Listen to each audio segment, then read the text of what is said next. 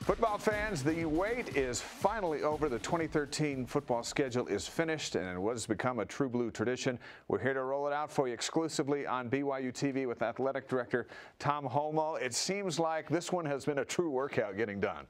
It's been a few years in the making, but officially I would walk down the hallway at my office on the way up here and sign the last contract.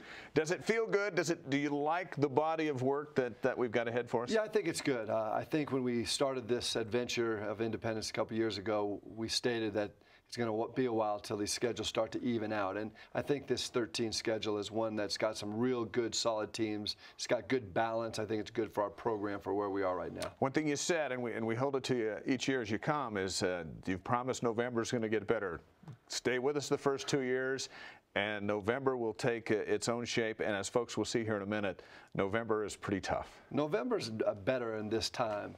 But one of the things that will always be hard is trying to get great teams to come to Provo in November. Well, let's start it up. The fall season will begin Saturday, August 31st at Scott Stadium in Charlottesville, Virginia, against the Virginia Cavaliers. The Cavs went 4-8 last year with wins over Penn State, North Carolina State, and Miami of Florida. It's BYU's first game at Virginia since 2000, when the Cougars beat them 38-35. Virginia will play in Provo in 2014.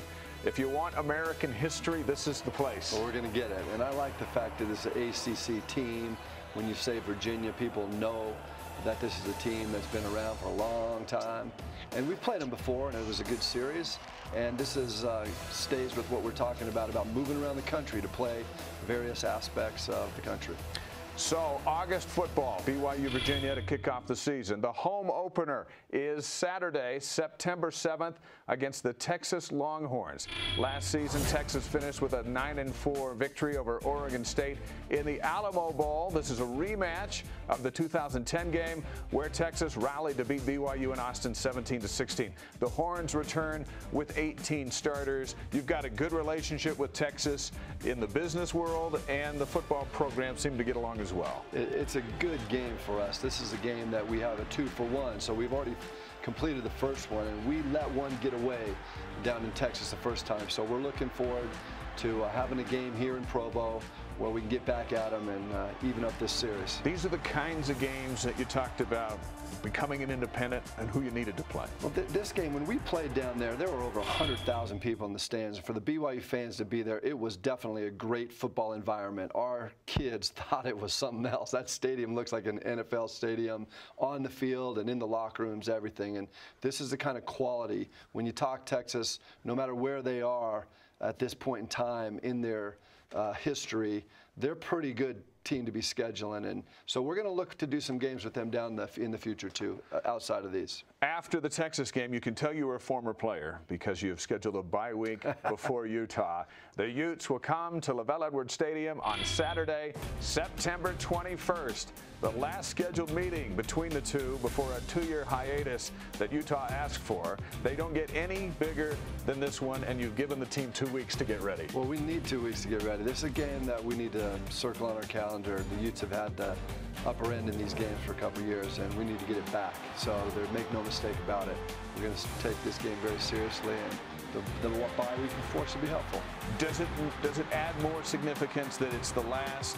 I mean, you'll play him in 3 years and beyond, but it's the last before a break. Even Kyle Van Noy telling the basketball crowd the other night, the first order of business is to beat Utah. It'll be an interesting perspective for this series because there hasn't been a break in a long time. I think we played 88 games, so it's the first time in a long time that we won't play them in 14. So we need to have this one under the belt. And the Cougars weren't looking for a break in this, were they? No, we weren't looking for a break in this.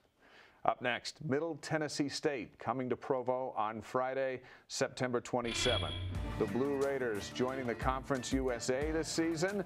They went 8-4 last season, including a 49-28 victory at Georgia Tech. Watching the way they beat Georgia Tech there in Atlanta, right after you agreed to play them, I thought, Anyone who thinks this is a cupcake game doesn't know Middle Tennessee State. Middle Tennessee State has a lot of great athletes. If you've watched them over the last couple of years, they play really good football.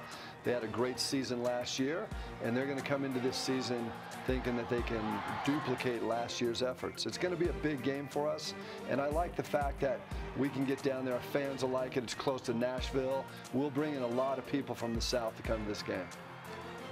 After Middle Tennessee State and 3 straight home games, the Cougars kick off October on the road as we Google Earth up I-15 to Romney Stadium, where BYU will play at Utah State. This is a Friday night game, October 4th, General Conference weekend. The Aggies coming off their best season in school history, WAC champs, Potato Bowl champs, 11-2 record. One of those losses, a 6-3 battle at LaVell Edwards Stadium. Utah State lost coach Gary Anderson to Wisconsin, but they return a lot of weapons, including their quarterback.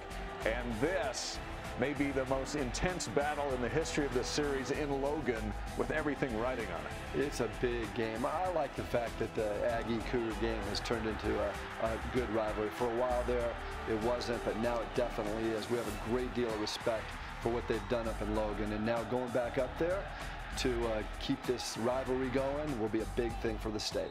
That will be a full house, and they'll be eager for BYU to come to town. Game 6 back in Provo against Georgia Tech on Saturday, October 12th.